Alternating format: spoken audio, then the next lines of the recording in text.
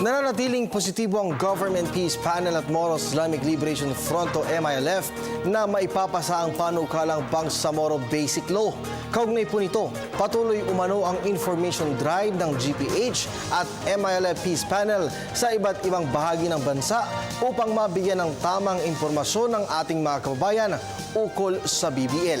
Yan ang balitang tinutukan ni Jervis Manahan.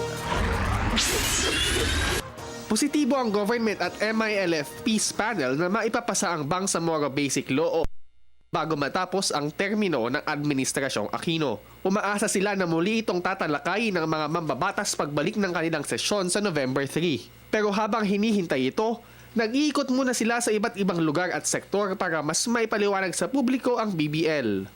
Ayon kay Professor Miriam Coronel Ferrer, nasa last 2 minutes na sila pero kaya pa naman daw itong ihabol. Aminado sila na delayed na sila sa una nilang timeline pero kung tutuusin, kaya pa naman daw itong paabutin sa bicameral conference sa Disyembre. Kung matutupad ito, umaasa silang maisasagawa ng COMELEC ang plebisito sa Pebrero sa susunod na taon. Muli nilang iginiit na ang BBL ang pangmatagalang solusyon para makamit ang kapayapaan sa Mindanao. Kapag di ito naipasa, magba-back to zero na naman ang magkabilang panig. Kakailanganin pa itong i-refile at muling dadaan sa mahabang proseso. Kaya naman nananawagan sila sa mga mambabayan ng sapat na atensyon ang Bangsamoro Basic Law.